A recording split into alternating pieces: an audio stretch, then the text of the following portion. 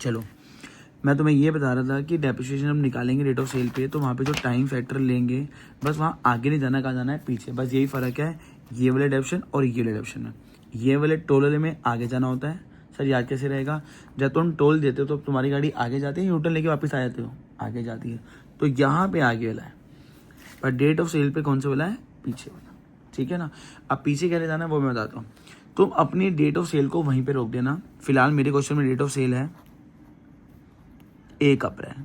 Year मत देखना, सिर्फ डेट देखनी है, कितनी है 1 अप्रैल। तो मैं यहीं खड़ा हो जाऊंगा, मैं अप्रैल को बोलूंगा मेरे तक चल के आ जा भाई।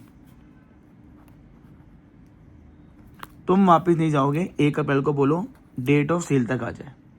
तो बताओ 1 अप्रैल से 1 अप्रैल कितनी दूर है? कितने बच्चे यहाँ पे आंसर गलत देते हैं? कितनी दूर है बताइए, बोल। हाँ मतलब 0। कई बच्चे 12 बोल देते हैं, 12 नहीं है, 1 अप्रैल से 1 अप्रैल। मैंने ईयर नहीं बोला, तुम लोग मैंने तभी कहा था सिर्फ डेट लिखी है, मैंने ये नहीं लिखा। डेट ऑफ सेल 1 अप्रैल है और 1 अप्रैल को बोलता हूँ डेट ऑफ सेल तक आ जा। एक एग्जांपल लेता हूँ, बाई चांस मान लो यहाँ इस क्वेश्चन का पार्ट नहीं है, बाई चांस मान लो यहाँ पे डेट होती 1 दिसंबर डेट ऑफ सेल, तो मैं वापस नहीं जाता, मैं 1 अप्रैल को बोलता मेरे तक चल के आ जा। तो कैसे आता, अप्रैल मई, देखो अप्रैल मई जून जुलाई अगस्त 5 हो गए, सितंबर अक्टूबर नवंबर कितने हो गए 8। अब क्वेश्चन ये था कि दिसंबर काउंट होगा या नहीं, मैंने पीछे जाना था, दिसंबर में तो दिन ही नहीं है पीछे, देखो 1 दिसंबर है ना, पीछे दिन ही नहीं है, तो दिसंबर काउंट नहीं होगा, तो नवंबर तक ही करना था, तो मेरा आंसर होता 8। एक एग्जाम्पल तुम्हारे लिए और ले लेता हूँ, ये दोनों ध्यान रखना जो है, ये मैं तुम्हारी प्रैक्टिस के लिए हूँ, मेरा फिलहाल क्वेश्चन ये वाला है, ये प्रैक्टिस के लिए। चलो एक आगे की डेट ले लेता हूँ, मान लो अगर डेट होती 31 दिसंबर, तो मैं पीछे नहीं जाऊंगा, डेट ऑफ सेल जाऊंगा, तू यहीं खड़ा रहे, अप्रैल तेरे का चलते क्या आएगा तेरे पास। पहले डिसाइड कर लेता हूँ, दिसंबर काउंट होगा नहीं, पीछे जाना था 31 दिसंबर में, पीछे सारे दिन पड़े हैं दिसंबर के, तो दिसंबर अब काउंट होगा। 2 दिसंबर हुआ तो 2 वो नहीं आता, स्टार्टिंग या आखिरी आता है, तो ये आ जाएगा 9। तो ये नवंबर तक जाना था, ये दिसंबर तक। ये नवंबर तक क्यों गए, क्योंकि दिसंबर में दिन बचे नहीं पीछे के, क्योंकि 1 ही तारीख थी, पीछे तो नवंबर स्टार्ट है, तो इसलिए दिसंबर काउंट नहीं हुआ। सर जी इधर, तो फिलहाल ये दोनों काम के नहीं है, यही मेरा काम का है 0। किसी भी चीज़ को 0 से मल्टीप्लाई करेंगे तो आंसर क्या आएगा 0, पर 0 नहीं लिखते, क्या लिखते हैं डैश। इसको दोबारा एक्सप्लेन करूंगा, पहले तीनों खत्म करता हूँ। अब उसी डेट पे, डेट ऑफ सेल पे प्रॉफिट और लॉस, बैलेंस शीट यही होगा, प्रेजेंट कॉस्ट माइनस डेप्शन, बट लिखना नहीं है, माइंड में सोचना है। कहाँ पे सोचना है, माइंड। आओ जी, प्रेजेंट कॉस्ट, M1 की प्रेजेंट कॉस्ट कितनी है 1,60,000, डेप्शन कितना लगा है 0, कितना लगा है 0। तो बताओ तुम्हारी माइंड फिगर, ये मैं बीच में लिख रहा हूँ तुम्हारे लिए, माइंड फिगर मेरी आ गई 1,60, कितनी आ गई 1,60, ठीक है। अब उस माइंड फिगर को कंपेयर करो सेल से, सेल प्राइस किससे कंपेयर करेंगे। अगर तुम्हें सेल प्राइस लो दिख रही है माइंड फिगर से, तो तुम्हें लॉस हुआ है, सेल प्राइस हाई दिख रही है तो क्या होगा, प्रॉफिट।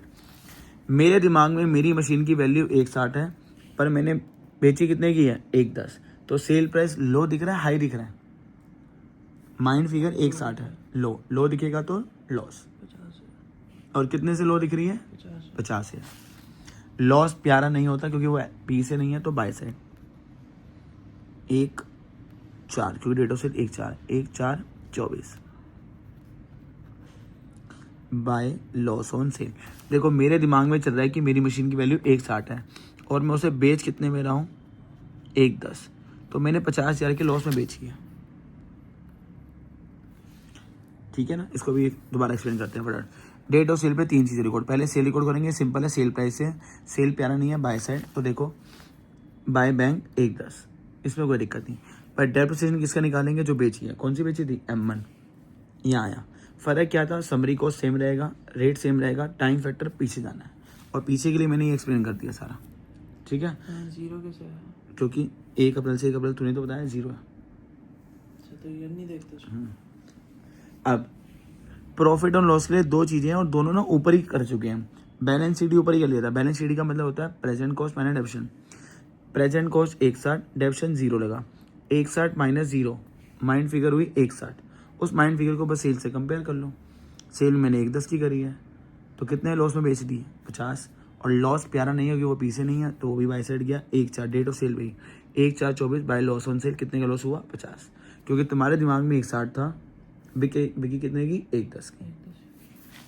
चलो सब कुछ हो गया, अब मुझे अगले साल जाना है, तो पहले क्या देना पड़ेगा, टोल। आओ जी, टोल 31 मार्च, और 31 मार्च का ईयर मुझे नहीं पता, तो मैं यहाँ से देखूँ इस समय लेटेस्ट में मार्च में नीचे क्या है, 25। आओ जी, अब खत्म होने लगा, जहाँ जो सेल वाला, जहाँ पे सेल आ जाती है मतलब वो आखिरी साल होता है, ठीक है। अब बताओ भाई, टोल में इस डेट तक कितनी मशीनें हैं, M1 तो मैंने बेच दी, तो मेरे पास कितनी बची, एक M2 और एक M3। M1 क्यों नहीं है, क्योंकि इस डेट तक M1 में बेच चुका हूँ, ठीक है जी। फॉर्मूला वही है, समरी कॉस्ट, M2 की समरी कॉस्ट, समरी में गया 1 लाख। देखो प्रेजेंट में नहीं गया, समरी में गया, क्योंकि फॉर्मूला समरी कॉस्ट बोलता है, 1,10,000। टाइम फैक्टर कहता है प्रेजेंट देखो, अब M2 की डेट प्रेजेंट देखनी है, अब वहाँ समरी में जाना, प्रेजेंट में प्रेजेंट देखना है, समरी में समरी देखना है। 1/4 से 31 मार्च, टोल मेरे क्या होता है, आगे जाना होता है, 12/12 10। M3 की समरी कॉस्ट 1.5 लाख 10, पर टाइम फैक्टर के लिए प्रेजेंट, M3 की डेट है 1/10, आगे लाया 31 मार्च, 6 महीने, तो 1.5 लाख का 10% हुआ 15,000, 15,000 का हाफ हुआ 7,500। टोल देते ही गेट ओपन हो जाएगा। तो देखो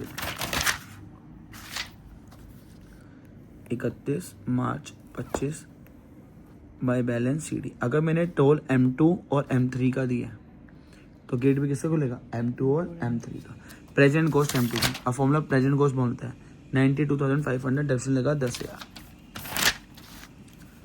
प्रेजेंट कॉस्ट 92,500, डेप्शन लगा 10,000, तो मेरी वैल्यू बची 82,500। M3 की प्रेजेंट कॉस्ट थी 1.5 लाख, उस पर डेप्शन लगा 7500, 142,500। फटाफट टोटल लेफ्ट का और क्वेश्चन खत्म, बस यही था खत्म। ये है मेन जो तुम्हें अच्छे से सीखना है, यही है पूरा चैप्टर।